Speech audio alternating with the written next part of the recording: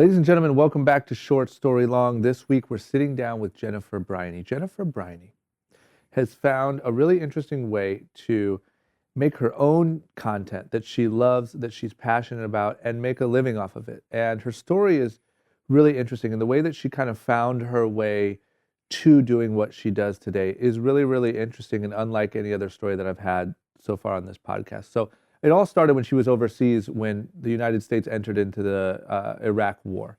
And the perspective that she had from being in another country when that happened, and then coming back to the United States and seeing the difference of how we treated it and they treated it, led her, after a very long journey, all the way to creating her own podcast, where she puts out content about the type of bills that we're passing and what's sort of really going on, not in a conspiracy way, but what's going on and what's in these bills and maybe some of the things that you don't know, and really just trying to put some truth out there and show people how this process really works. It's really interesting, really inspiring. And the fact that she took sort of one moment in her life that stuck out so much and followed it all the way to a career is pretty cool and inspiring. So I think you guys are really going to like this one.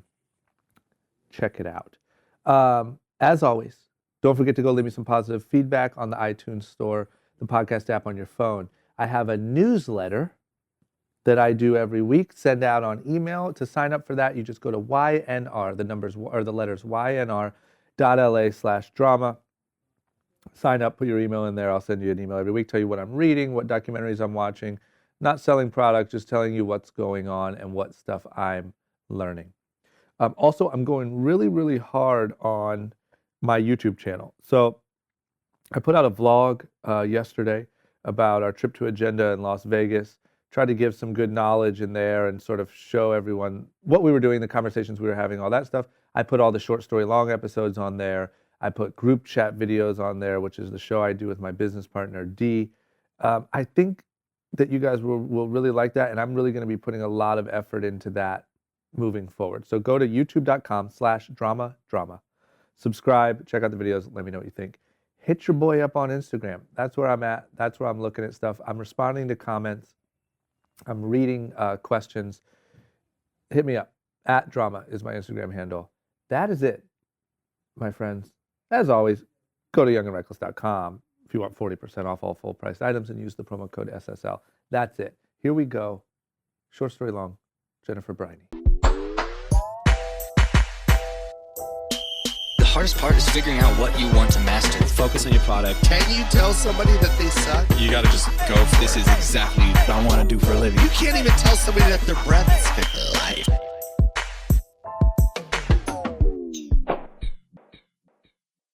Ladies and gentlemen, welcome back to Short Story Long. We are here with Jennifer Briney, the host of Congressional Dish. Let me just say, first of all, that your podcast, we kind of talked about it, but your podcast subject is very serious and real. I feel like sometimes I feel like when I chose this podcast, right, one thing that makes it a little difficult is I have to rely on a guest every week. I have to rely on a good guest. I have to be able to tell a story. I have to have this sort of consistent through line of content every week, which sometimes is the hardest part. But I can only imagine that doing yours is probably 25 times harder to live up to that standard, right? Or don't you feel that way because you just love it so much? Well, I feel like the content, I have more than I know what to do with. Yeah. Because Congress, they legislate and make the laws for every topic. Yeah. So the toughest part for me is picking out what's most important, what I just can't pay attention to, where to stop going down the rabbit holes. Yeah. Because, I mean, at a certain point, I have to produce the episode. So it's like, okay, I have to stop looking into this, even though I could do this for the next 3 months and still be blown away. So actually, the content part, I picked the easiest topic in the world. I blew it. So what you're saying is I blew it. Yep. Interview over. Damn it. We need to, no, I'm just saying I need an easier topic. So how often do you do your podcast? Right now, I'm able to pull off 2 a month. Got I it. tried to do it weekly, but it was killing me. So 2 a month. And how long able to. are they? That's fluid. Okay. The way that I structure it is as long as I have something to say, I'll let the podcast go. Yep. So I'm going to say that the meat of it goes from 45 minutes to I've gone as long as an hour and a half. Got it. But then the rest of my episodes are thanking the people that support my podcast because I don't take ads. Yep. So it's a listener supported thing 100%. So the people that contribute, I thank them. I read their notes and I have a back and forth with them. And I let that roll as long as I want to. And how do you do that? How do people like donate? Yeah. What? There's like a service where you can do that? And there's a bunch. Yeah. So I just make it easy for them to give me money in whatever way works for them. So I take Bitcoin. I have a Patreon. I take PayPal. I have a P.O. box. People send checks. Zelle is becoming more popular. People send me Venmos. Yeah, just any way that they can give me money. I just say, okay. That's so cool. let's And do do you just it. say like whatever you feel like this is worth to you, send it over? Yes. So I have people that are cool. giving me $1 a month. I have a guy that's giving me $250 a month. It's just whatever the value point is for them works for me as long as it's more than 0.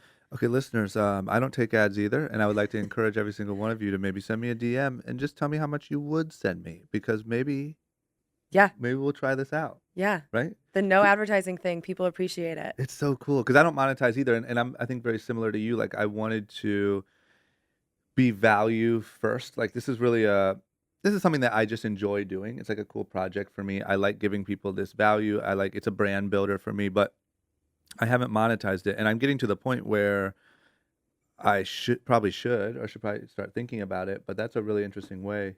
Well, I mean, you have a legit setup here. I mean, you Yeah, have someone yeah. helping you in the corner. I mean, Heck yeah. yeah, there's But things we to also, support about it.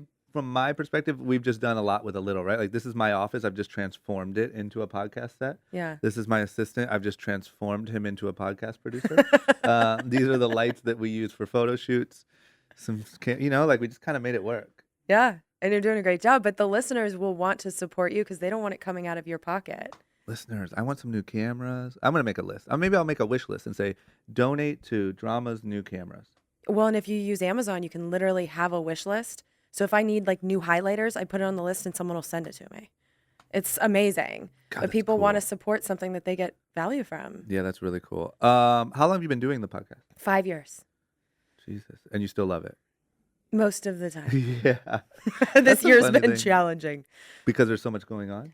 because people are paying attention for the first time. Yeah. And I started this because I wanted to talk about Congress and no one else did. Yep. And now everybody does.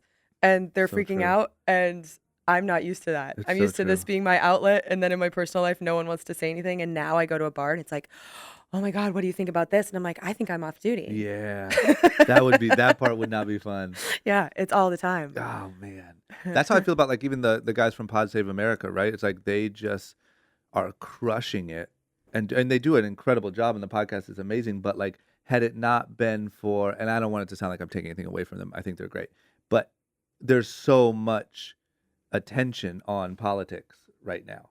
Right. So like Yeah. in a normal presidency, a lot of these things wouldn't be the most popular things, right? Like I'm sure CNN's ratings are like crazy through the roof. I'm sure they don't want Trump out of office ever, even though all their correspondents do, right? And that's part of the problem is that Yeah. there's a lot of Trump focus, and I'm trying to pay attention to how they're changing the actual laws because that's what affects us. Yeah. So I do get frustrated with that too, where the conversations people want to have with me are Trump centric.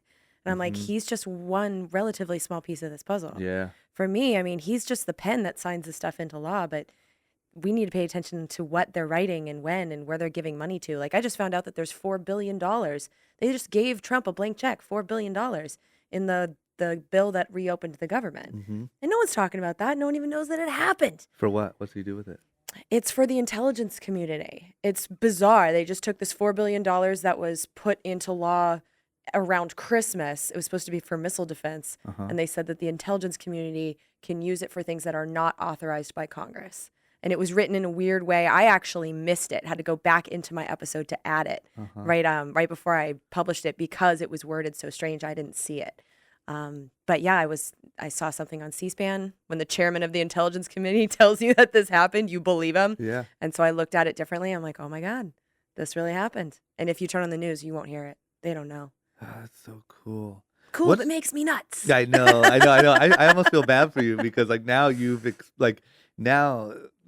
even hearing that one thing is a little like makes me a little anxious, right? You see them Yeah. all the time. All the time. Yeah, you're like a surgeon that has to like watch people die all the time. You know what I mean? And like, oh, it's dark in there in those hospitals. You know what I Yeah.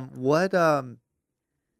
Is there anything that stands out as like the craziest thing that's ever been like secretly signed in that you've seen? The craziest. I mean, honestly, that $4 billion blank check, I've never seen anything quite like that. Yeah. Just saying, like, you can have $4 billion and do whatever you want. That's kind of crazy. But then one of the eye openers for me, I started this at the end of 2012. Mm-hmm. And at first, I didn't think anything was really happening. I didn't know if I had a podcast here. Yep. But in April of 2013, it was the same week as the Boston Marathon bombing. Yep. And so we weren't paying attention to anything other than that. I was living in Boston at the time. Yet Congress that week slipped something into law in a way that they didn't even take votes on it, but it essentially allowed the banks to gamble with our money again. It was a part of the Dodd-Frank financial reform bill, which was supposed to stop all the gambling that happened in 2008, crash the economy. And they undid a key part of that. And they did it in a way like in the House of Representatives, after everyone had gone home, had thought everything was done for the day on Friday, Eric Cantor got up there and passed it by unanimous consent, which means that if nobody says, I object, it just passes. Yeah. So he passed it through an empty room. And then they did the same thing in the Senate. The Republicans did it in one half. The Democrats did it in the Senate side. And then Obama signed it into law. I mean, it was as bipartisan as it gets. And there was supposed to be this whole website that you could go on and look in the financials of people that run for office and stuff. And they made the website disappear in that bill. I mean, it was a major change. And it was signed into law 2 hours before the bombing. So I didn't even know about it for about a week. But no one knew that that happened. Do you believe in any of the like conspiracy theories of like stuff like that happening to be a distraction for bigger things? I mean, I don't see it as a conspiracy theory. I see it as we're not paying attention because if we were, they wouldn't get away with it. Yeah. But I guess what I'm saying is like you don't believe in anything like the whole bombing was a government plan. No. But do you think that they wait for those moments to do it?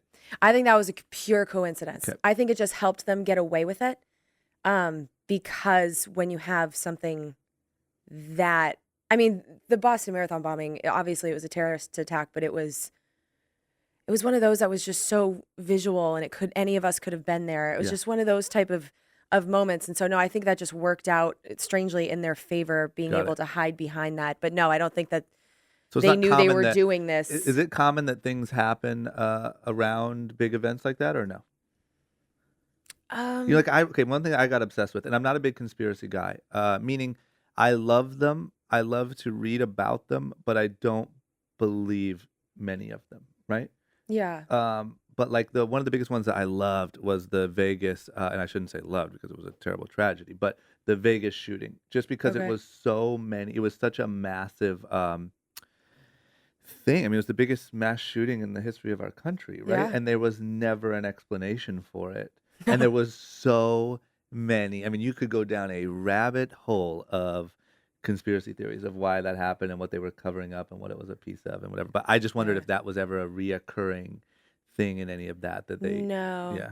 No. I mean, they don't have to. That's the most depressing part. They don't have to cover it that big because we're not. It's on C-SPAN all the time, but who watches it? Yeah. So they just get away with it because we're not tuning into their reality show, I guess. Yeah. Yeah. Oh man. Okay. So sorry I got into that. I was too excited. But usually what I do usually I'm glad you're getting excited about I this. am, man. I really just went right into it. Usually what I do is I try to wrap my head around, try to tell your whole story and try to wrap my head around kind of how you got to doing what you do, right? Because I think it is pretty fascinating. And one thing that I love about what you do and what I encourage my listeners to do is you do something completely on your own. Like, meaning a podcast is obviously on your own. It's your own thing. It's self-reliant on you. And also you picked a topic that's very your own, right? Yeah. I mean, and what I love about it is from my perspective, you said, hey, this is something I'm interested in. This is something that I think needs to be told. And here's how I'm going to do it and sort of make a living off of it. And that's a really cool thing. So in the hope to wrap my head around how you got to this place, all the way back to the beginning, where are you from? I am the daughter of two Bostonians that was raised in Irvine. So my mom's lived in Orange County at least since 1988. Got it. So it's been a while. And so they are both from Boston and moved here? Yeah, my dad always wanted to live in California, Mhm. and so I was actually born in Colorado. He was working for Coca-Cola, Got it. and then he got a job for, the amusement park Knott's Berry Farm? I sure do. Yeah. Yep. My dad was an executive with Knott's Berry Farm. Wow, that's amazing. So my childhood was bomb. I bet. Were Yeah, you I was just there, like, raised in an every amusement week? park. Yeah. Ugh, Like when I went to the park, Yeah. mine was way better than yours. that's so cool. That's so true. Darn it, that's cool. It was fun. How long did you live in Colorado? 6 years. Got it. So you don't really remember it, or I remember the weather. Yep. That's where I developed my weather obsession because the thunderstorms, and I miss them desperately to Really? this day. Oh, yeah. Thunderstorms are the coolest thing in the world. I agree. I'm from Ohio. We had good thunderstorms, Yeah. but I wouldn't trade it. But my childhood, my upbringing was here. It was first grade is when I started school in Irvine, and Irvine was my whole life until high school, really. And what was like? Do you have brothers and sisters? I have a Did you say? sister. Sister. Older or younger? Younger. And what was childhood in Irvine like? Like, what did you guys do? What did you do for fun? What did you do for activities? Did you play sports? I did. I played all of the sports. Did you? Yeah. I tried everything. Mhm. Volleyball ended up being like my sport, but I played soccer and softball and tennis for a while, and I swam, and yeah, I was constantly outdoors. And in Irvine, I wasn't just in Irvine. Do you know Irvine at all? Very lightly. Okay. So there's Irvine, which is a nice suburban area, but Yeah. then there's a little bubble inside of it. It's Mhm. literally a circle called Woodbridge, and it's a Okay. village. And everything you need in life is in this little bubble. Okay. And it's How about, big is the bubble? so you can run around it. It's 3.5 miles. Okay, wow. So there's that's a this circle, real- and then the yeah, houses are kind of like around it. Got it. And there's 2 man-made lakes in the middle, and there's a lagoon, and you can learn to sail. And it's like the most privileged white people Yeah. place in the universe. Yeah. So I was raised in that. That's amazing. It is, but when you're raised in it, you can see. And I think that this is like the seeds of my looking around me and being like, this is all fake. Yeah. Because, like, when you drive around the circle, you can see these giant houses. They're really impressive. But when you actually know the people that live there, they're all split into 2 or 3 houses, but the doors are just on the back side. So it's like So it's all so a much of it was facade. a front. Yeah. Yeah. And I just kind of, growing up there, like, I got jaywalking tickets. I'm like, Really? there were no cars. Like, why do you have a sting trying to stop a 'Cause what else are you 12-year-old gonna from do? crossing the road? Yeah. Yeah, and so I'm getting these jaywalking tickets and then having to like collect cash so my parents don't know, and like walk to City Hall to pay my ticket. It was ridiculous. Yep. So I also had that thing where I was like, there's got to be, like, how is it possible that they are this bored? Yeah. And my connection to the outside world, even though I lived so close to Los Angeles in these major cities, I feel like I'm from a small town. Yeah. Because anything I did, some mother was going to tell my mother, and it was going to be a whole big thing. And so authority was always a problem. So Yeah. it's a perfect childhood, but at the same time, like, I had that small town annoyance Yeah. thing that So I grew true. up with. What did they have their own police force? Oh yeah, the IPD. Yeah. And then there was the Woodbridge Village Association security guards. So wait, IPD is Irvine Police Department? Yes. Okay, and then but Woodbridge had its own. Yeah, so they had a security department. So they didn't like, once I figured out that they're basically mall cops, I was able to get a lot mouthier with them because Yes. they had no authority. But Yeah. when you're a kid, you think they do Plus because probably they know your drive a mom. golf cart. Like, that's official. Yeah. So That's legit. So they're obviously legit. yeah. So, but yeah, I respected their authority until I didn't. Yeah. So, Yeah. What and so did you always kind of stay in the bubble? Like you were encouraged not to leave the bubble? Yeah, there Yeah. was no reason to. Yeah. You know, So all the your bike friends paths were were in the there. bubble, like you all didn't the- go to The only time I left the bubble was to go to the parks, to go to Yep. Knott's Berry Farm and Disneyland, but other than that, my whole world was in that little bubble. How interesting. And what were you always into sports and activities and that sort of stuff? Mainly because I'd liked to not be home. Yep. So I signed up for soccer even though I hated it. I played for 8 years, Really? but it was something to do, and I liked being on a team. And I wish I had found volleyball earlier. I think it would have been really good for me. But yeah, I just always liked to be outside. Yep. And I was big on loitering. Yeah. Really enjoyed it. Yep. Yeah.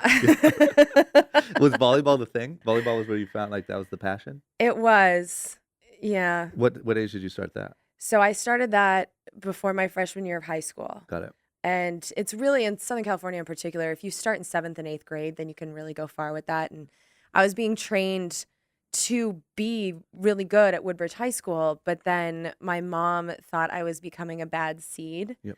because she didn't like my friends. And the thing was, like, what still gets me about this is I always kind of bounced around friend groups. Yeah. Like, I never really had a clique. Yeah. And so I was just like in a phase, like Yeah. hanging out with these people and like, and I don't know. And she just got mad and she yanked me out of my high school 4 days into the school year, my sophomore year, Jesus. and put me in a Catholic school. So, and like where it was uniforms and I had a crazy nun for a French teacher. It was like such a culture shock and it was so extreme. Yeah. So it's like, here I am in this little bubble where everyone knows everything. Yeah. And then 4 days into the school year, I'm gone. So the rumors about me to this day, Oh, yes. Yeah. people have no idea what happened. And the true story sounds like a lie. 'Cause Yeah. it's like, no, my mom just had a nutty and pulled me out of school. Like, Yep. it's that simple. But no one believes me. You're like this mystery back in the town. My favorite one is I got shot under the bridge because there was a bridge where people would smoke cigarettes. And my favorite one is I had gotten shot. And it was a mother spreading that one. So my mom got in a fight with her and told her to stop spreading it. And that was my favorite of the That's rumors. cool. Now that's so cool though. Like now, like I think, look, you might not think so, but looking at it from this far away, this perspective, like it's kind of cool. I wish I could just disappear from somewhere and have people like make up crazy stories. Yeah. Like, Well, I didn't abducted by disappear though. aliens. I know. I was still living there. So you'd see this, like, I became that thing that, like, oh, I saw it in the grocery store. Bigfoot. It's alive. Oh, that's incredible. So then what about like around college time? Like so you had no interest at that time in politics or any of that stuff? No. Okay. In fact, okay, so this is kind of what started. The wheels turning? Yeah. Yeah. Because when I went to the private school, Mhm. it was 20 minutes away in a Okay. car. In my sophomore year, I couldn't drive. Mhm. So my mom would drive me back and forth and she would listen to conservative talk radio. Got it. So in the morning, it was Rush Limbaugh or like Bill Handel or whoever. And they're saying all this, it was the 1990s. So it was, Yeah. the blowjob, the Clinton thing was the Yep. biggest thing in the world. Mhm. And then the afternoon, it was Dr. Laura, and she's a piece of work. So I was in this car with my mom, I'm already mad at, listening to these people. I'm just like yelling at them in my head. Yeah. So that's kind of where it really started, where I was like, I wish that there was someone saying my points right now. Yeah. No one's talking about this from my perspective, and you're putting these ideas in my mother's head Mhm. and she's acting on them. So that's really the seed, Yeah. were those trips back and forth to high school, That's funny. listening to conservative talk radio. Oh, that's cool. I like that. There's always like, because I've done a lot of these stories and like you can always sort of start to find where the seeds were, and where they started to grow and where, you know what I mean? What did you do for college? Did you go to college? I did. I went to Loyola Marymount, which is over by Got it. LAX. Got it. And What was your major? communications. Got it. But for the first 2 years, I didn't have a major. Yep. So I really majored in partying. Yeah. So I feel really, like that's what college is, right? Like the it first 2 was. years is. yeah. Yeah. So I didn't really take it seriously.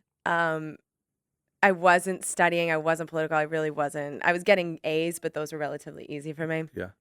But what really changed my life is my junior year, the first semester, I went and studied abroad in Germany. Got it. And that was the big switch because it was 2003, and that's when we started the Iraq War. Yep. So I saw it happen from overseas and had a completely different experience as people did here, but didn't realize it was different until years later. Yeah. So should I go into what happened there? Absolutely. Yes. Okay, because this was so huge. Yeah, we were in Germany, and I was Can I ask you living. quick? Sorry. Of course. Sorry. Just for my own. I'm just trying to get in there with you. Why did you decide to go there? I had dated my best friend for a few months. Got it. And it fizzled extremely quickly. Okay. And And you're like, I got to get to Germany. I just need to go. Yeah. I just need to get out of here so that like there's no way that I can run into him, and like I just need some separation. Yeah, that's I want cool. something new. I'm just gonna go. That's cool. Yeah, and Okay. I was lucky enough to my parents were like, "Yep, get out of here." And how does that work? Can you have your same? Sorry, I don't know anything about this part. Can you keep your communications degree, but you go do it? It was there, a part or- of Loyola Marymount. Got it. So I was still getting credits. I was taking a lot of electives in order to pull that off. Okay. So like one of my electives was my German class. Yep. And yeah, so I was getting just as many credits, but I was just doing it elsewhere, Perfect. Okay. which So was cool. let's get into it.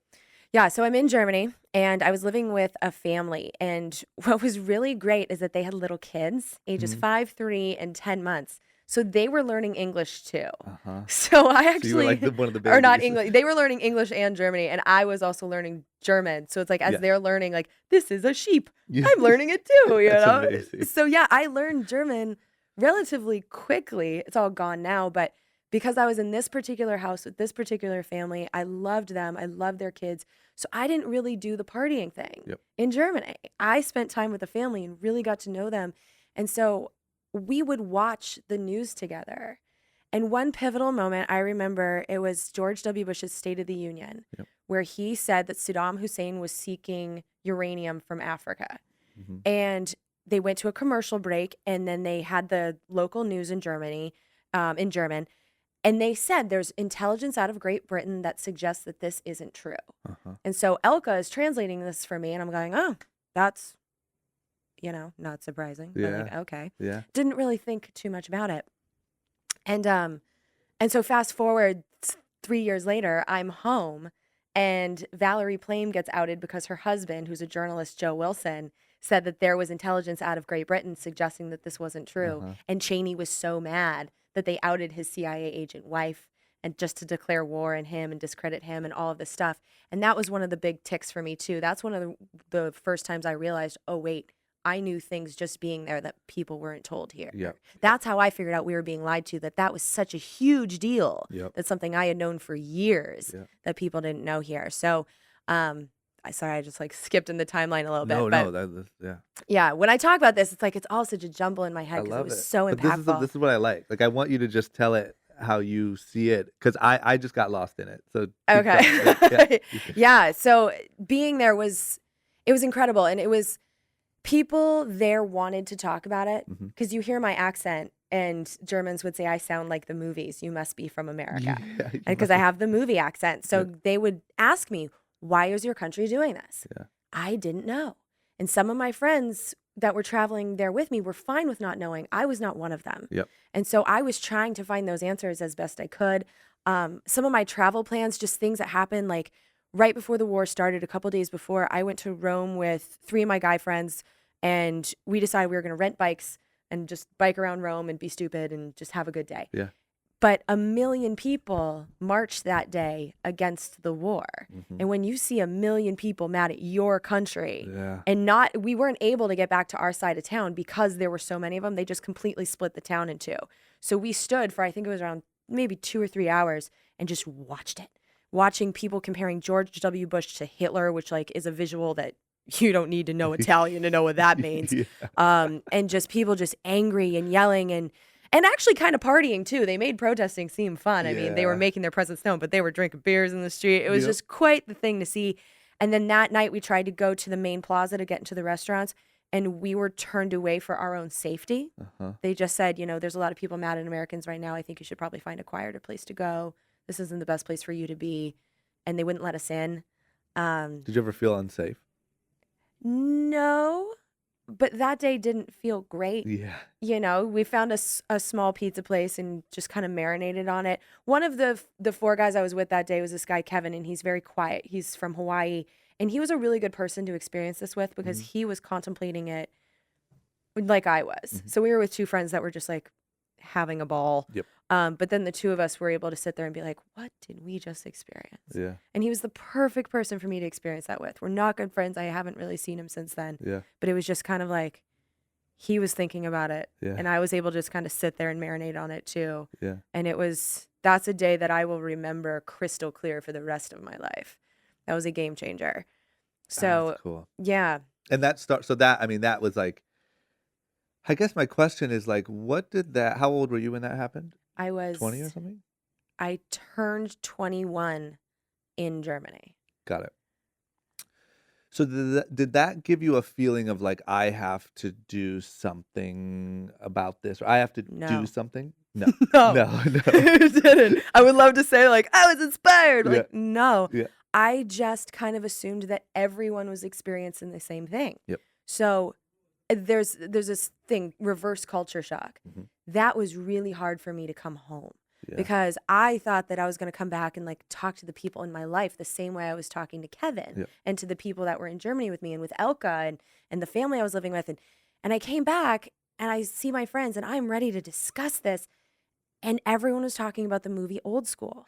And like, love that movie. It was a great movie. Don't get me wrong. So funny.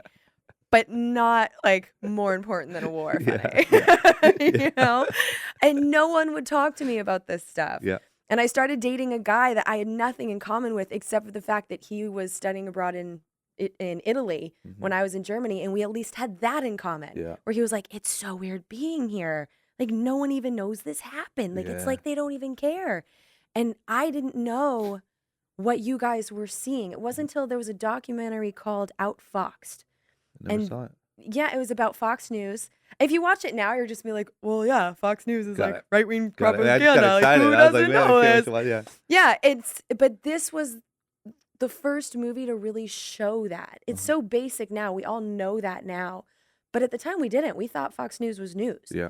And what it really showed is how it sold the war. Yeah. So being able to have that documentary and be like, oh my God, shock and awe? What is that? Yeah. Where it was almost like a commercial for the cool bombs we were going to drop on these people. Yeah. That is not how it was covered in Europe. Yeah. In Europe, you would go to a bar and instead of having sports on the TVs, you might have like one soccer game and then the other TV was British Parliament, their debate with the sound on Parliament. Yeah. So the people in the bar can hear it. Yeah. And then I ditched class with my entire class to watch another one of the debates down in the basement of the school. And like the whole school is like, oh yeah, this is what we should be doing. Yeah. Like this is really important. That is not what happened at home. And so that was really hard for me. I just felt so alone and so isolated. And I also had to do my entire major in a year because I screwed around for 2 years and then I did all my electives in Germany. I was like, shit. So I have to study now. But it actually ended up being perfect because for my communications major at Loyola Marymount University, it's a feeder school into advertising and PR, being so Hollywood adjacent and all. So I was trained to manipulate people for the corporate interest, but it didn't work on me. I saw it as, oh my God, they're manipulating people and this is how they do it. Yeah. So my favorite term paper that I did, the teacher still remembers me because of it. I watched the second season of 24 and tore it apart as propaganda. Yeah. And that was my favorite thing, even to this day, I think I've ever done. Yeah. And I wanted to do something like that for the rest of my life. Just be like, these are the messages they're sending us. Like, this is how we're being manipulated. I was just so fascinated with how we were being told about the way the world is. Yeah. Having seen for myself that it was so wrong. Yeah. So yeah, I banged out my major in a year, but the learning what's going on in the world, it overlapped with the major. Yeah. Because of what I was studying. And it was actually really easy for me to do my major in a year because I felt so socially isolated. I didn't go to a single senior event. Yeah. I started dating a guy. We actually were married. Yeah. I told my friend, I was like, this is going to last 3 weeks. And like, we've been together And 14 here you are. years. Yep. Yeah. So I hung out with him and his friends, which happened to be my friends, and I studied. And I also worked for the AVP Pro Beach Volleyball Tour that year too. So I was touring the country and working. And yeah, that's really when I started becoming a completely different person. How interesting. And so what do you do? What then becomes your next step, like in work life, right? With all this in your, because what I'm fascinated by now is now you're obviously really smart. You went to, you did really well in school. But you have all of this information in your head now, and you can't change, right? You realize you're different. You're seeing things differently. What was your first step?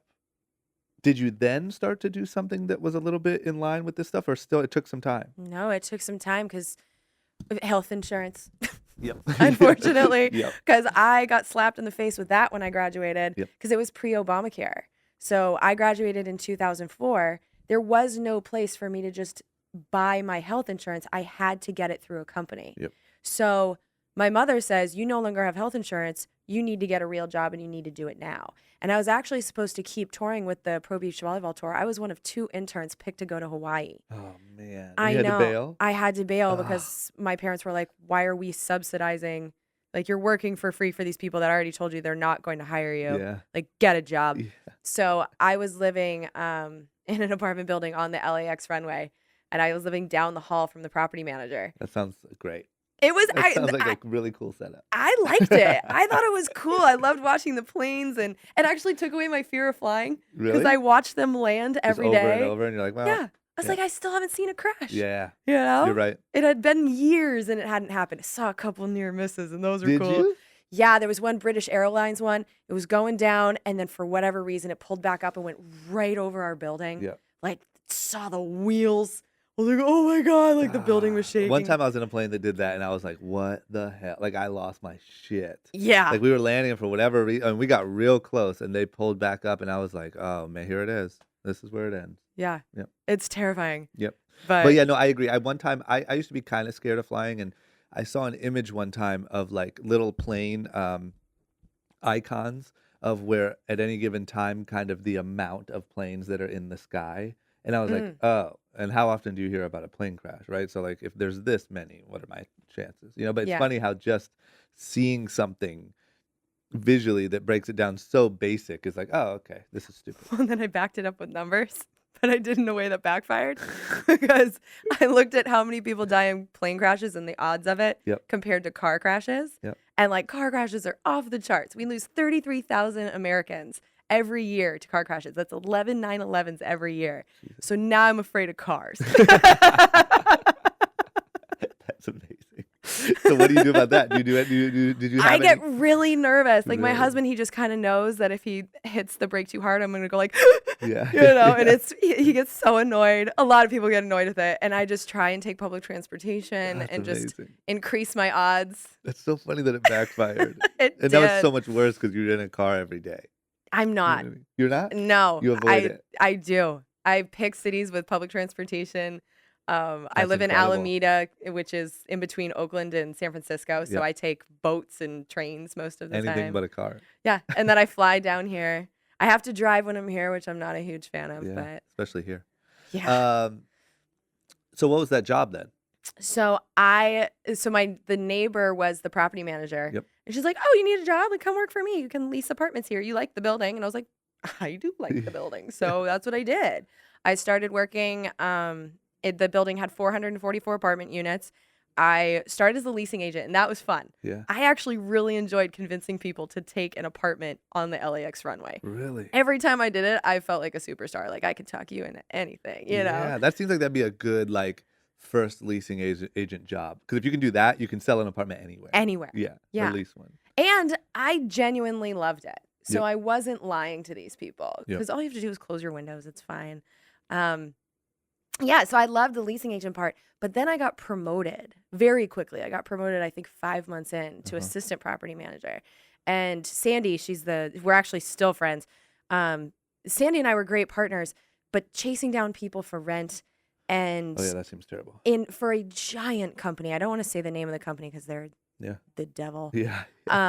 But so I had to collect the rent from people, and the rule was if I could keep my delinquency under $1,000 Yeah. for 444 apartments, then I am an A++.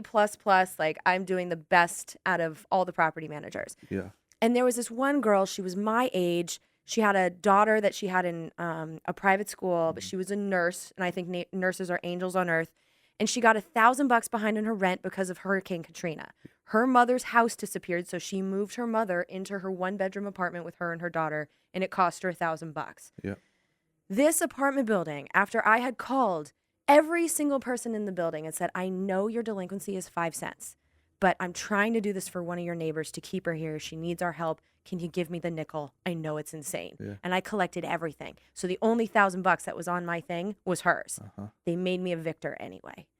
So I went to the eviction. They made me do it too. So I went there. I held her hand. We both cried. And I quit about a week later. I just couldn't. My husband had graduated he was my boyfriend at the time, but I was paying the rent while he was doing grad school because he had gotten a free ride. Like, you don't pass that up. Yep. And when he graduated, I'm like, I will wait tables. I'll do anything else, but I can't do this anymore. And then they would have these corporate pep rallies, which were obnoxious because like I wanted the building to be energy efficient. Yeah. I was like, financially, this makes a ton of sense. We have so many expenditures with our lights, and we didn't have a recycling program at all. You couldn't even recycle cans in this place. Yeah. So I really wanted to do that. So I show up to this corporate meeting. they had us all dressed in football jerseys for some reason and boas and like, and they had us Sounds terrible. cheering for the company. I was like, what is this? And then the VP walks in his $4,000 suit and he's like, we really value your opinion. And then he left. I was like, but wait, I want to talk about energy efficiency. Like, this is why I'm here. Yeah. Like, it was all a lie. Yeah. They didn't care about us. They didn't care about our residents. Yeah. It was all a lie. They cared about profits. And in that meeting, they bragged about how many profits we were bringing in. I'm like, okay, so where's my cut? Yeah, exactly. You know? Ah, I was so angry. that's funny. I feel like it's that your gift is also could just drive you nuts because you're right and you're doing the right thing, but like you see behind the bullshit. facade. You know, yeah, like that's like your Am I allowed to gift. say that? Yeah, heck Okay. yeah, you are. You that's like your gift, right? Is like you just that sort of thing stands out to you and you're like, wait a minute. I don't know about this. Yeah. That's And I good. can't just keep doing it. Yeah. I Yeah, you have can't. to Yeah, stop. you can't. So then where do you go from there? So then I go into the lost years. Yes. By this time it's 2006. I had wanted to get back into researching Yep. because it was so fun and I missed it. But at the time, the technology, like there were some podcasts out there, Yeah. but it was people that were so technologically advanced. Yep. So it wasn't an option for me. And I was looking at a radio station called Air America, which at the time, if you were going to label it, it was definitely the liberals. It was Al Franken and Cenk Younger and Rachel Maddow. That's how I knew Yep. who she was. Yep. And I was like, where can I fit? And I was like, this is a place where I could maybe fit because they're at least talking about the war and the stuff that I want to pay attention to, the things that really matter. And I looked into, maybe I could write for a newspaper and they told me I'd have to start in fashion. And the outfit I'm wearing now, jeans and a black tank top and flip-flops, this is what I wear. Yeah. Yeah. So I'm not writing for fashion or Yep. entertainment. I don't care. Yep. And I didn't want to do that. And then what am I going to do? Go and work for Fox? Is that my goal, to get on the Yeah. television and then do what they just did to us with the war? Yep. So I didn't have a goal. And so my goal became pay the rent, So I did all kinds of job. I failed at selling energy efficient vending machine equipment. I didn't sell a single one. There's a long story behind like why that was. I don't consider it that much of a failure on my side, but like not one. Yeah. So that one didn't work out. Yeah. I waited a lot of tables. Then, God, what else did I do? Oh, I was an accountant's assistant for a while, and that How was actually my fun. favorite job. How fun. Yeah, he was like this, and I loved him. He was a gay conservative. Yep. And so as we were like working on like numbers or whatever, we would have really friendly, interesting conversations. We saw things differently, but like we liked each other. We were Yeah, friends. Yeah. And my job was just to be like, Scott, what are we doing next? Like, let's keep moving. Yeah. And he loved it. And he was like, anytime you need a job, like come back. Like, yeah, we left on the best of terms. I It's would have funny worked that with was him the forever. best job. It was. Yeah, And it sounds terrible. it was. If Like, you told I me was so like bored. I lived in an apartment on the LAX runway and I was an accountant's assistant, I'd be like, holy shit. Yeah, it was But you boring. liked it. But I liked him. Yeah. And Yeah. it was just to pay the rent. Yep. But all we were trying to do was save some money so that we could buy one-way tickets to Europe and just backpack for a while. I wanted to go back. Joe was down to do this. So we saved some money, and that's what we did. So in 2008, we sold everything we owned, and we put everything we were going to keep in some backpacks, and we bought one-way tickets to Europe. So that was Man, that's April of 2008. And so we traveled, and Joe got to see some of the world, and then we were getting kicked out of the EU because they shortened the tourist visa. Got it. When I lived there in 2003, I could have stayed for a year. By the end of the W. Bush years, so many people were going and overstaying their welcome that they shortened it to 3 months. Got it. So a week before we had to leave Europe, we were like, where do we go? We need to earn some money. So we decided to fly to Hawaii, where we felt like it was going to be a different culture, but we could also work there legally. Yep. So we ended up going there. We were going to stay for 3 months. We stayed for 3 years, as happens when you move to paradise. Yeah. And I waited tables in a really cool dive bar underneath the Hyatt on Waikiki Beach. Yeah. The diviest place on earth. We had rats in our ceiling. It was like you could see them in the lights. Oh man. That was part of my job, was to just deal with the Spot the tourists who rats. saw it. Yeah. Yeah. It's like, there's a rat in the ceiling. I'm like, well, we are under a hotel, but I can give you a free beer just for like understanding what we deal with. Amazing. So I gave out quite a few free beers. Yep. But I loved that place. And then I started sending tourists up to timeshare presentations. Okay. And that's where I realized that I do have the ability that I thought I had Uh-huh. at the apartment complex of convincing people to do things, Yeah. you know? Yep. It Yep. was just, Yeah. it didn't feel good after a while. And I got to do all the activities for free. So that was a part of it. Yeah. So it was like, go to this luau. This is my favorite because of, this, and this. And I'll give you 2 tickets for free if you go up to this presentation. Got it. And then I started doing it for a while and I realized that the presentation had some issues. And, once I saw behind the kimono, I was like, all right, I have to quit this one too. There's your But thing. Yep. I swam with dolphins a lot for a year and a half. And it was fun. And I worked with people, like we had little Hawaiian grannies that worked with us. Yeah. And then we had straight up degenerates, Yep. like people there was one guy, and I still like him, but I wouldn't allow him in my apartment because I know he steals stuff. Everybody did. So it would just be like, we're having a party and like, you can't come, obviously. Yeah. We would say it to his face and he just like understood. Yeah. Like, I get it. I steal. Yeah. Yeah, like I can't come. That's incredible. Yeah. So we had a lot of fun. But what was happening to me in that job, it's a commission-only job. Mm-hmm. And so my boss would go around to the booths and make sure that we're there. And he would find me reading books about the Bush administration. And so one day I'll remember he's just like, Jen, if you could just get paid for reading these nerd books, you would be a millionaire. And I was like, you're on to something. Yeah. Interesting. Wait a minute. Maybe that's an idea. Yeah. So I kind of had the feeling that I had to do something in this because it wasn't going away. Yep. I was trying everything I could to just Be pay normal. the rent and be normal, Yeah. and it just wasn't working. Yep. So So then what happens? How do you connect? Where do the dots start to connect? in Boston. Got it. So we got married in Hawaii and we moved off the island 4 days later. Okay. And for our honeymoon, we picked up a hand-me-down Volkswagen Bug here in Nice. Los Angeles, and we drove away. So That we was just it. started going east. We didn't know where we were going or where we were ending up. Yep. And my dad always intended when he let me borrow this car that I would bring it round trip. Yep. Like, no. So I got a call from a friend. It was actually someone I had worked with at the timeshare job. He became one of my best friends. He was from Boston. He had moved home. And he kept pushing me when he knew I was moving to the mainland. He was like, move to Boston. Like, we need to work together again, move to Boston. And I was like, listen, unless you find us 2 jobs and a place to live, I'm not coming to Boston, so just drop it. Yeah. So we were in Colorado somewhere, and I get this call. So I just got you 2 jobs and a place to live. When you gonna be here? Because he was working for a photo booth company Yeah. where you just go to people's weddings and you set up the booth, and then, Yeah. you'd be happy with them for a while, give them their pictures, Absolutely. and you go. Yes. And he's like, you and Joe can work there, and you live with me. I was like, all right, we'll be there April 1st. Ah. That's incredible. You have so many pieces of your life are like a movie scene. I know. You know? Yeah. It's so good. You I really like to have a- keep moving That's so to good. do stuff. Okay, so then you go there, and is that where you start the podcast or no? Yeah, so I was living with Ryan, and one of the reasons Ryan and I are kind of like soul brothers and sisters Yeah. is that he's interested in this type of stuff too. Yeah. So I did have someone to talk it over with, and he was really encouraging, and Joe was, of course, too. They were really encouraging of me. I got a MacBook Pro, and I was looking at how can I take the C-SPAN stuff that I'm finding and turning into something. So I tried making C-SPAN movies of it, but Yep. those weren't interesting on their own. Yep. And then I started thinking about podcasts because of Air America.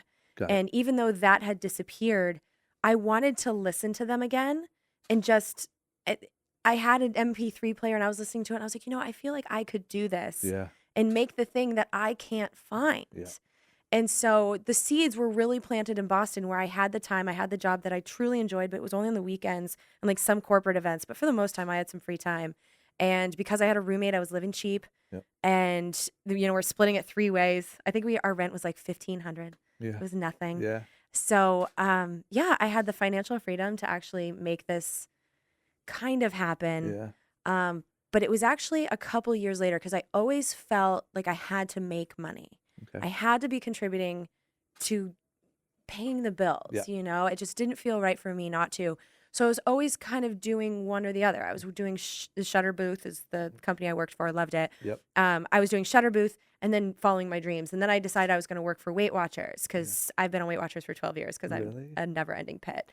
And I don't have that thing in me that says like, you're full. Really? That feeling just doesn't happen. That's interesting. Yeah, I can pack in food. It impresses people when they see it happen. That's crazy. So I was like, I'll work for Weight Watchers. So I was getting trained for Weight Watchers. This was July of 2012. And I get a phone call. It's like 10 o'clock at night. It's my brother-in-law. He says, Jen, your dad had a heart attack. he's okay, but he's in the hospital. You should probably come home. So I'm like, okay. So I get on a red eye. I'm there the next morning. I go into the hospital, and that's when I realized the true significance of this. I didn't quite understand like how bad it was. It turned out my dad flatlined 5 times. Jesus. He lived a mile and a half away from UCLA Medical Center, which is like why he's still alive. Yeah. And for whatever reason, traffic was kind to him that day. Yeah. But somehow in the first shock, the defibrillator sent so much electricity through his body that it shattered both of his shoulders into dust, gone. So the heart attack was bad enough. But when we got there, we realized that we had to deal with the 3 blocked arteries going into his heart.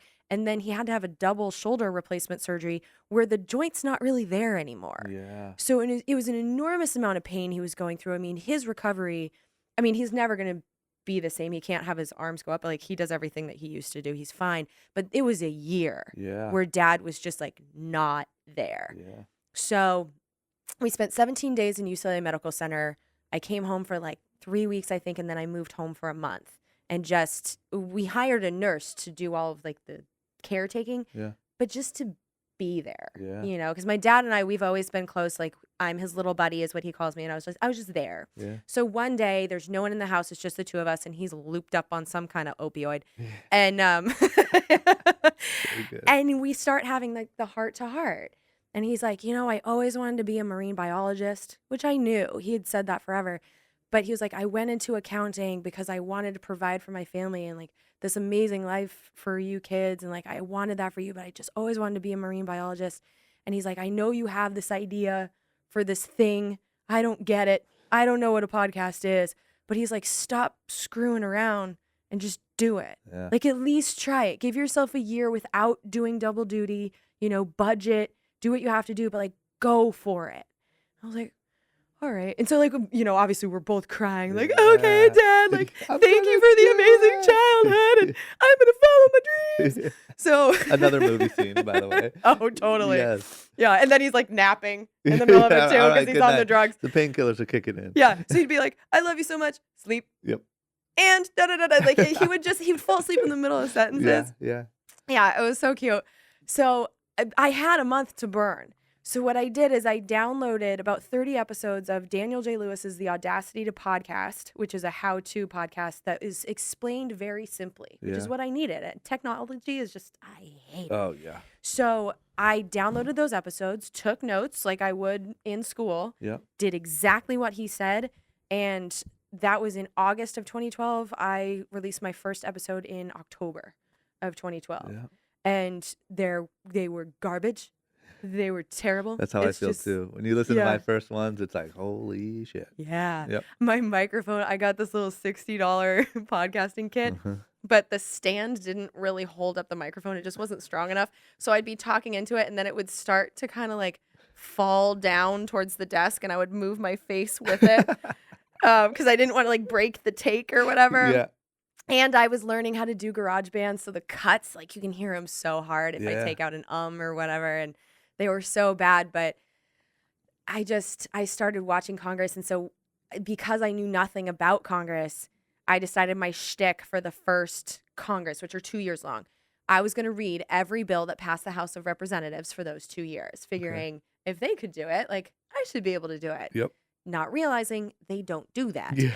So what you really hear for the first 2 years of the podcast is me having mental breakdown after mental breakdown where I'm like, they just dropped 4,000 pages on me in the last week. Like, and like, I did it. I read them, but it was horrible. Yeah. It was just so much reading and not understanding what was going on and not understanding the budget process. Yep. Like, I didn't understand that the budget actually is a non-binding thing. Yeah. It's a funding laws. I don't know that. Yeah. It took me 5 years. Yeah. So it's like the budget's not really a thing. And then the funding laws are called appropriations. Can't we just use the word funding? Yeah. So it's just even learning the terminology. Capital, they use that word all the time, means money. Yeah. Everything makes more sense. Yeah. So you just kind of hear me discover this, and that's still what's going on. Because like I said, they make laws about every topic. So like 2 years ago, the big one that they were doing was the farm bill. Yeah. So little Jenny Irvine is having to learn about farming. Yeah. Like, I was so out of my league. But yeah. But how much have you learned? I feel like you had to have So learned much. so much. So much. Okay, so let me ask you this. Did it start kind of as just a rough version of what it is now, or was it you just reading them? Or you read them and then you translated them? I was always summarizing what I found. So what I'm doing when I'm recording the podcast is I'm picturing my little sister. Okay. Because Lauren, it's not that she doesn't care.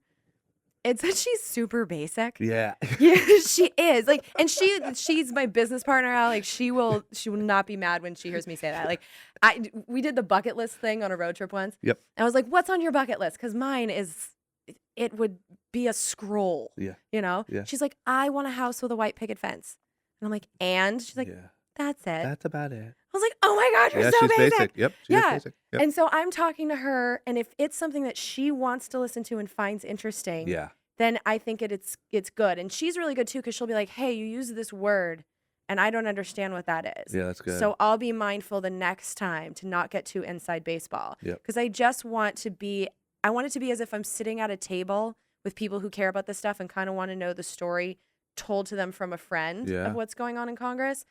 But at the time, I couldn't find anyone who wanted to sit at that table. Yep. So I did it with myself Yep.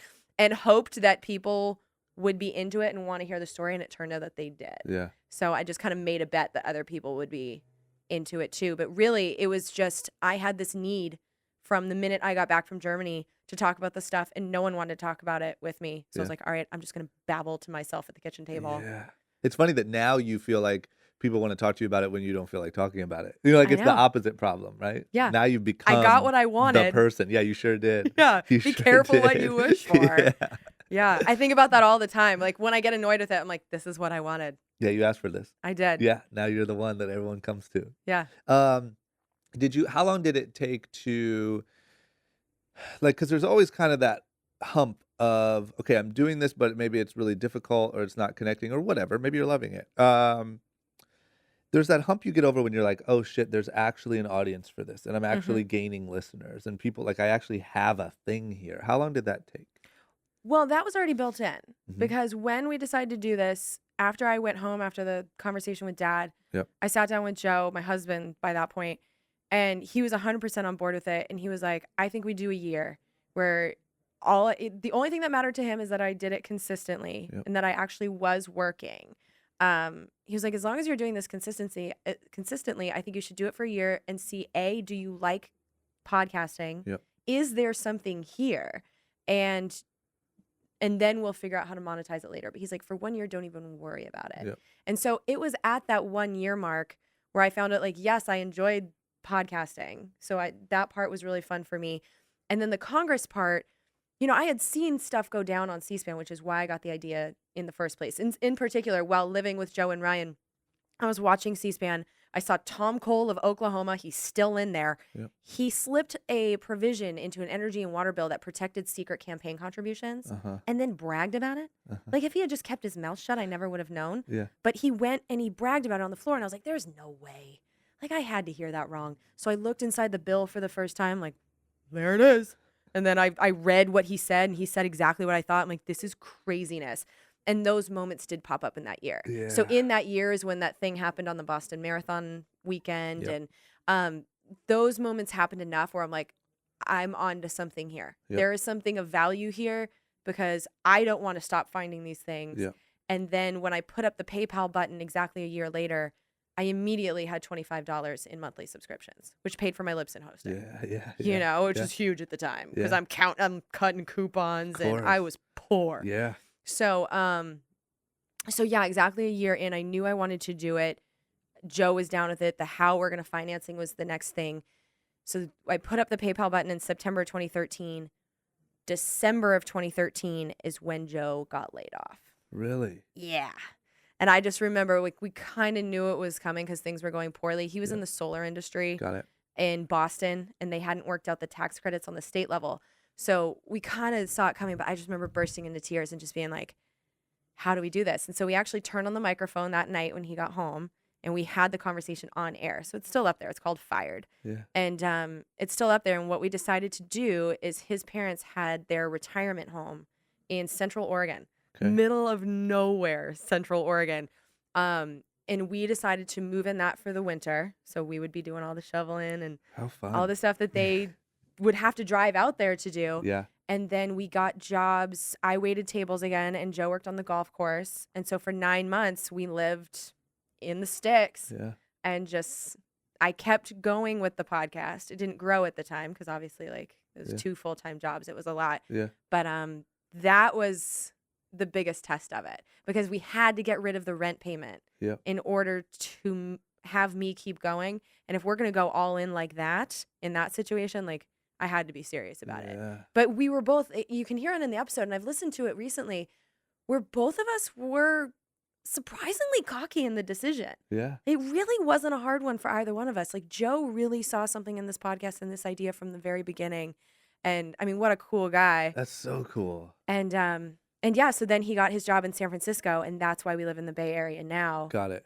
Is he still in solar or no? He is, and he is kicking ass in solar. Really? He designs those big solar, like the utility scale ones. Yeah. So when you fly over the desert, like Yeah. my husband is designing those and working out how much power they'll actually generate and all that stuff. So he actually stepped up 2 rungs on the ladder. Yeah, I'm just so proud of him because what we did, we sent him to a solar conference. Yeah. Because he just To learn? Yeah, no, to just get a job. Got it. Yeah, Got it. his dad is the most like charming person. Like, I kind of think of them as hobbits. Yeah. Like, the Brineys are hobbit people. They're just the most friendly, like, happy people, and they just have this like charm to them. Yeah. So Joe took the train down from Central Oregon, crashed on a friend's couch in Oakland, and then went to this solar conference in San Francisco and just like walked out with a job. That's so cool. He had emailed these people before, but he watched soccer with some of the engineers and they just liked him and they hired him. So he wasn't quite qualified for what they were looking for, but he learned, and now he's like the linchpin to a bunch of stuff. I'm so proud of him. And yeah, and things are finally going good now. And That's so cool. So now you guys are just killing it, right? we The podcast feel is pretty better than good ever. about Yeah. it. Yeah. Podcast We're is paying better the than ever. rent You're paying the rent easy. in San Francisco. Well, Ah. Oakland. We can't afford San Francisco. Who can? Yeah, who can? But and honestly, for me, who wants to? I love the East Bay side. So Yeah, yeah. I don't really know it very well. I don't know. I've never spent much time up there. I didn't until I moved there. And honestly, I didn't really love it. I love my friends. Yeah. But the place that I just found, we've moved 3 times since living there. Yeah. But this one is a keeper. It's right on the water on a little island. And now you love it. I love it because I'm a paddle boarder. So Yeah. not being near the water, at least in Boston, I would go in the rivers, and I was in Hawaii, obviously. I've always That's been near the incredible. water. Yeah. And so being back by the water, like, this is a good situation, and it's right next to Oakland Airport. So I can fly down to LA for this type of stuff really easily. Got it. And so I'm able to do both without actually living here. Yeah, yet. that's great. Do you podcast from home? I do. That's great. Mm-hmm. Man, how cool. Your story is really cool. Like, it's very Thank you. movie-like. And the fact that you sort of went through this is what's crazy to me, is you went through these like tough moments. You also seem to face these tough moments without much like ego. Like, it doesn't seem like you have much ego, meaning like you or your husband, meaning if you have a hard decision, I think what sinks a lot of people is they don't want to take the loss, or taking the loss affects them so much that it kills their spirit, right? Oh, yeah. And I think you guys, like, when you faced a big loss, you were like, all right, well, this is what we have to do. We have to go move to a cabin in the woods and shovel Yeah. snow. Like, this is what we have to do. And we look back on that time, which we were so poor, but at the same time, like, we really liked our jobs. Yeah. You know? Yeah. Joe would be on the golf course, and then he'd like stop at home for an hour and like go back out, because his Yeah. whole job was just making sure that the olds kept moving. Yeah. And if it's a Tuesday and there's no one there, like, it's pretty easy. Yeah. And so he loved that job. I loved my restaurant. It was my favorite like paycheck job I've ever had. It Yep. was well managed, and I loved everyone that worked there. And we had a lot of free time. We did a lot of hiking because we couldn't spend any money. And we just made the best of it. And I think that's what we always do in the hard times. There's always fun to be had. Yeah. You know? And so we've just really enjoyed the journey, Mhm. even when things get crappy. You're good at that. Even the way you talk about it is just very inspiring. Where do you go from here?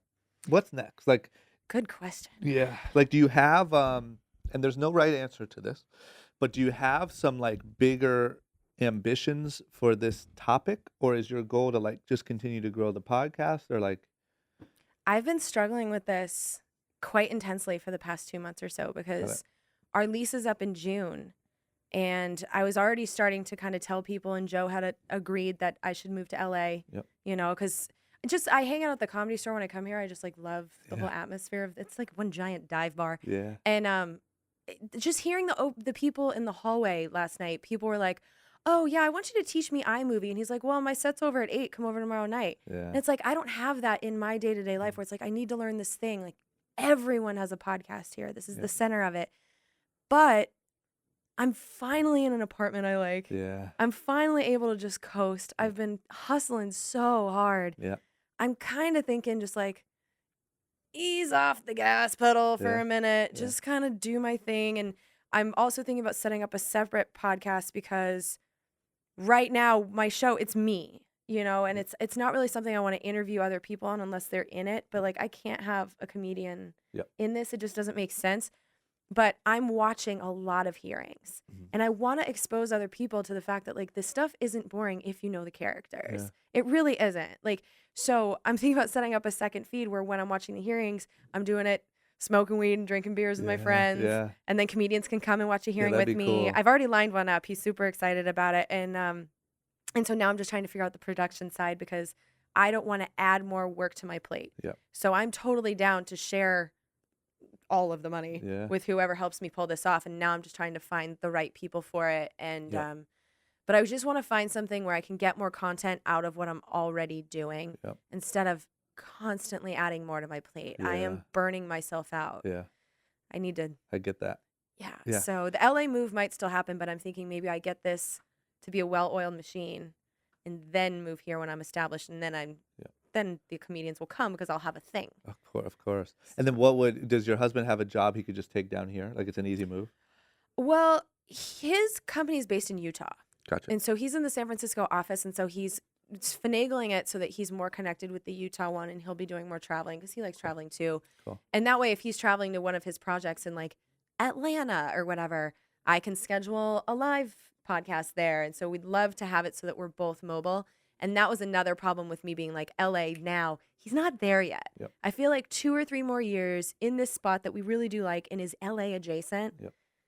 This will work. And we really do love this group of people that we're with right now. Yep. Like it's one of those things like I'm having a barbecue tomorrow and 20 people will come. Yeah. Like they're just fun people that are down. Like we keep doing these adult spring breaks to Mexico. Yeah. we got over, How we many got, people? last year was 22 Oh, that's so cool. and we're up to, this year's 14. I'm jealous One of the that. party starters is getting married this year, so Got it. Time he to has shut to it down. skip this one. Yeah. But yeah, it's just such an amazing group of people. So I think we're gonna do a couple more years there, and you know the audience is still sharing the podcast. I've never marketed it. Yeah. You know, I do stuff like this, but this is as most as I do. I don't do social media. I don't do anything. Yep. So it'll grow on its own. Did you get screwed by? You're on Libsyn. Did you get screwed by the Libsyn thing? No, Why? because my stats don't matter. So I did get you're screwed, right. and like I thought my audience was much bigger than it was. I got hit super hard, I just. but think I it's don't a get paid on mistake. CPMs. Yeah, you're right. You're right. So I don't either. So here's the thing: I don't get paid at all, but it just killed my spirit because it Oh, I definitely cut cried. my listens down to like a quarter of what they were. A quarter? Yeah, mine was massive, right? Okay. Like 25%. Mine was about 40. See, that's a shit ton still. I know. But I also think it's like I don't know. I hope they correct it. This I'm sorry, listeners, has nothing to do with you, but I hope they correct it because it had to be an over adjustment. There's no way. There's like countries missing and like you know what I mean? Like there's massive amounts. There's no way that many listens where people like double clicking the listen button. So that's not what it was. Okay, tell me. I talked to Rob Welch. He's the VP of Libsyn. Yeah, I saw him tell at LA Podfest because I was upset about it, obviously. I'm very upset. And it was the people that got hit the hardest are the ones that have large file sizes. And so what was happening is that when someone was listening to your show, it would get to a certain point Yeah. and they would grab the packet again and it would count as a download. So Yeah. it was just the way it was being sent. So it's like if someone was listening all the way through my episode, it was counting as 3 Yep. when it should have counted as 1. Yep. And so they're trying to make all the stats count the same because all the companies have been doing it differently the whole time. Yep. I mean, really, this industry is so Wild West. It is. So Libsyn knows that we took a big hit, but in the long run, we're supposed to be getting better numbers. Yeah. or more accurate numbers. I don't know. But I hope just so. kind of felt a little invincible because I had the same reaction you did. Yeah. And I didn't tell my dad about it for like 3 weeks because I just couldn't tell him Yeah. that I actually did not. Because he said, this is going to be the year of marketing. We're going to double the audience. And I certainly did not do that. Yes. So I had to tell him that I failed. And his reaction was, oh my God, Jennifer, this is the best news. And I was like, what are you talking about? And he's like, that means that your audience is so much more engaged than you thought they were. He's like, if that means that you are getting Yeah. so much more money per person, they are so much more into this. Oh, if we true, can true, actually true, true, true. double your audience to where you thought it was, Yeah. you know? And when I look at my numbers, I'll tell you my numbers. I don't care. Uh-huh. Right now, I'm averaging about, I'm going to say like 9,000. Uh-huh. You know, I Per thought it was episode. going to land at 10, Yep, per episode, yep, but yep. it's actually less than that. And it kills me. Yep. But Well, and what you were before, you were at like 15? I thought it was closer to 20. Okay. Yeah. I thought it was going to go from 20 to 10. It went from 20 to 8 and like, ouch. Yeah. But Yeah. but if you look at, well, actually, I was just going to say if you look at Dan Carlin's numbers, but he probably took a hit too. But I know 250,000 is possible. Yeah. And when I look at his, like, Hardcore History is amazing, but his Common Sense podcast, he gets really high numbers where he's just talking about what he thinks about the state of the world. And I feel like my podcast, I put a lot more research into it. Yep. So I feel like I have the potential to go big, especially as, you know, as soon as we get an Android app for podcasting, I yeah, think that'll yeah. be huge. Yeah.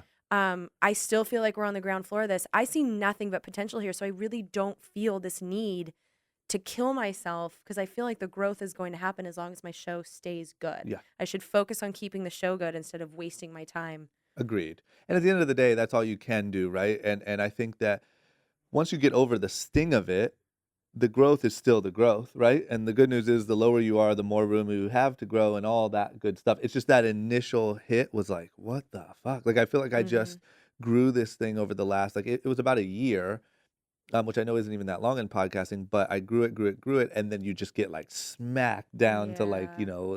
6 months ago. And you're like, what the hell? But It was whatever, it's just a brutal. spirit breaker. It was a spirit breaker. And but turning that lemon into lemonade, I also felt some freedom where I was like, oh, wait, I'm not where I think I am. I can really keep experimenting here. Yeah. And I knew I could the entire time, but it did kind of give me this restart button feel. Because even in the Libsyn stats, when we go in now and look at our stats, everything from before November, it's like it never even And happened. it's gone. It's gone. Yeah. But it is a nice mental restart button. Yeah. Where it's like, okay, You're now right. I can kind of see what I'm going to do going forward. But yeah, it took about, I'm going to say it was about 6 hard weeks. Yeah, they screwed us. Yeah. They And I'm I had glad, a though. night where I went out with the friends and drank way too much vodka. And I was just Yeah. like, you guys, my audience is gone. Yeah, thank you, Libsyn. Look what Yeah. you're doing to us. Yeah, so you're not crazy. I Okay, felt it too. Good. Because what's funny is I know a decent amount of podcasters, I guess, but I don't really, I'm kind of on my own little island here. And so we haven't really talked to anyone else who uses Libsyn and been able to share in the heartbreak. So thank you for that. Yeah, it was brutal. Okay, let me ask you this. If I am a young person listening to this show and I'm really intrigued by what we're talking about, what would you suggest as far as, obviously your podcast is number one, right, to go listen to, but like, do you have any other favorite documentaries, shows, podcasts, anything to really soak in a lot of this information? I like to About the always try to Congressy stuff or like how to do a business, like which eat anything. Because side? this is what I think. I always ask people like to recommend podcasts, books, documentaries, whatever. The thing is, since you're in such a unique lane for my audience or for what I talk about, I don't ever talk about political stuff, Congress stuff, anything.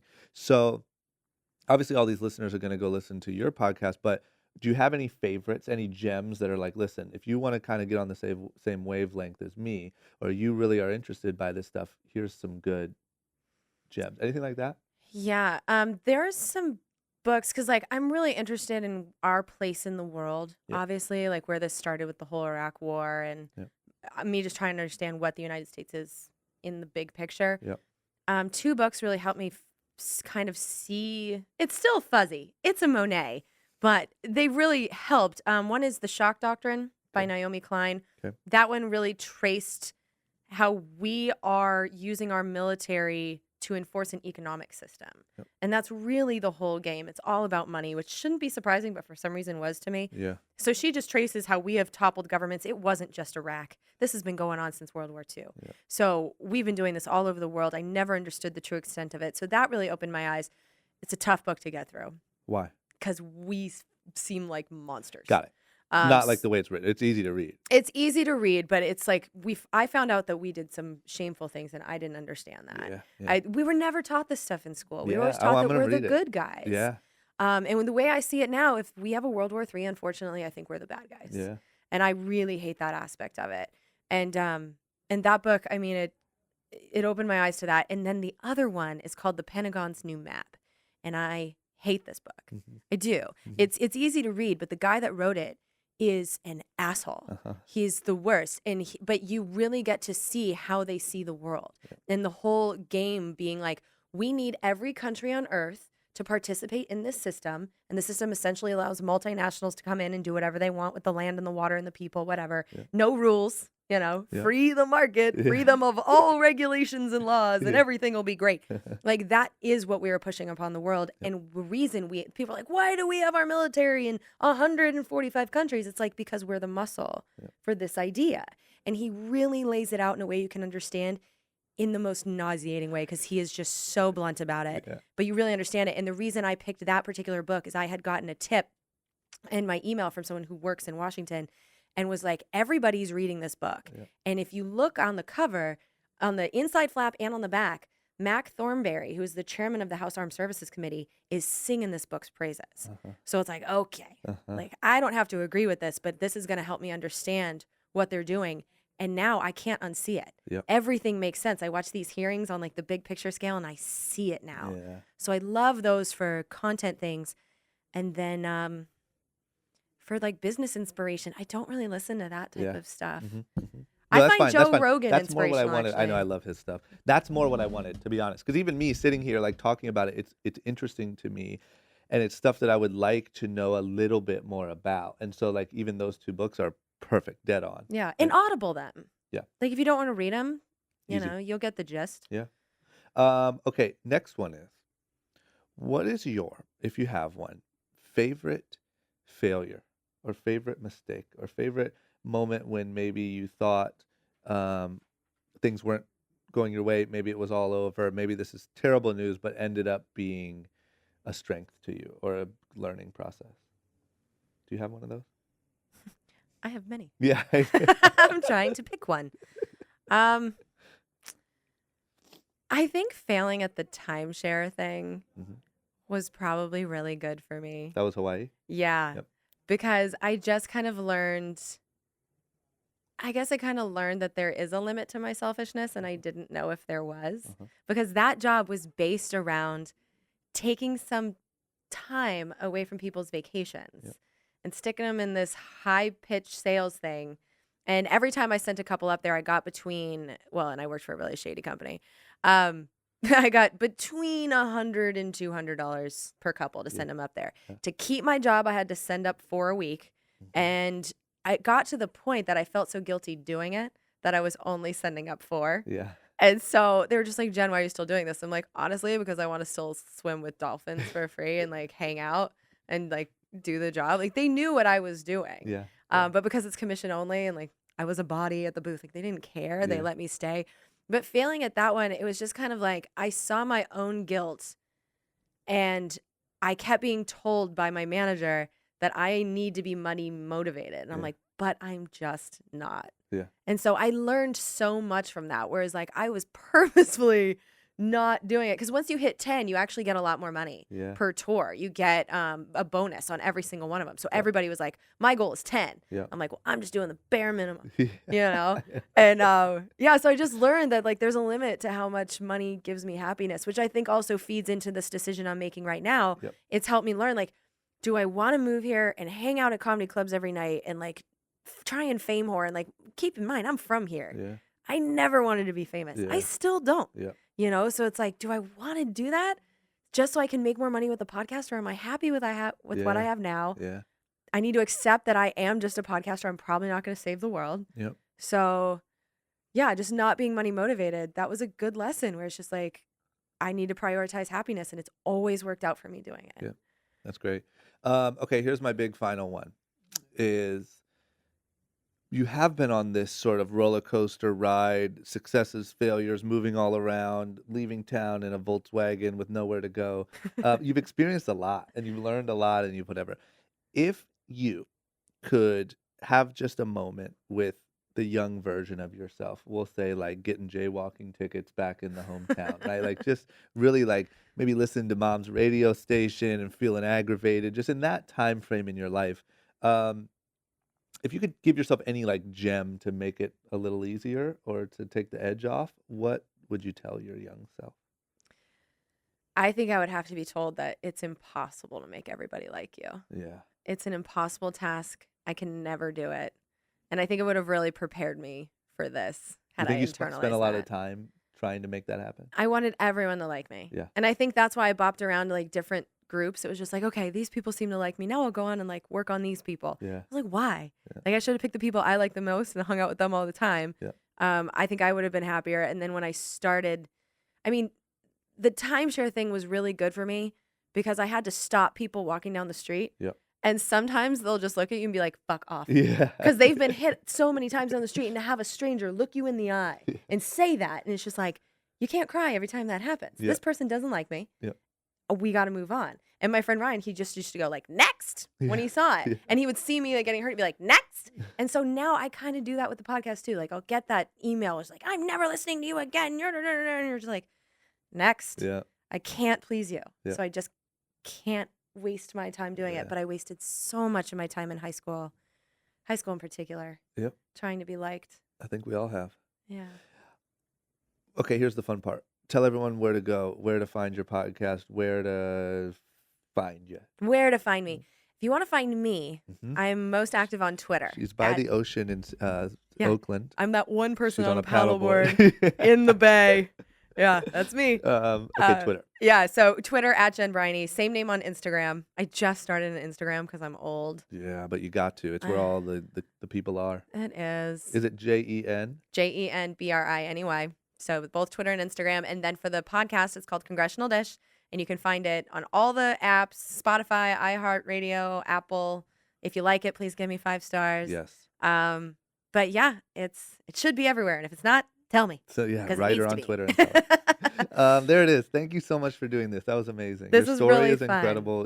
This is really good. I'm excited for what's coming. You just have this natural sort of endearing thing, and you talk really well. And I think this is only the beginning of your Oh, thank journey. you. That's Yeah. so nice of you to say. Absolutely. And thank you for having me. Anytime. And if you move to LA, hit me up. Yeah, that'd be fun. Thank you. Bye. All right. There you have it. Jennifer Briney. I hope you guys liked that. It was really interesting to me, like I said, how she took that one moment and that one thing that kind of happened to her and how she saw something and it followed all the way to being her entire career that she's done on her own, found her own way to make her own living. It's really cool. I'm inspired by those stories. Like I said, go check out my YouTube page. I'm putting a lot of effort into it. I'm trying to create nonstop content, trying to get better at doing these vlog videos. So leave a comment on my last vlog. Let me know what you think about it. Let me know how you think I'm doing. I'm trying to really make sure I do it the right way and give you guys something that has some value and that you'll really like. That is youtube.com/drama. Don't forget to subscribe, tell your friends, do all that good stuff. Leave me positive feedback on the iTunes Store podcast app on your phone. Really helps the show out on the charts and that relationship with iTunes. If you want my newsletter where I tell you what books I'm reading every week, any health things I'm doing, anything I'm learning. I'm spending every week trying to just learn, read books, get better, explore things, podcasts, all these different things. I put them at the end of the week in an email and send it to everyone on my mailing list. You just go to ynr.la/drama, type in your email address, subscribe, and there I am every week for 40% off all full-priced items on youngandreckless.com. Type in the promo code SSL.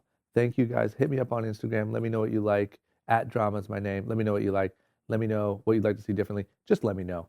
Just engage with your boy. I'm here. You're commenting. I'm commenting back. I'll see you guys next week.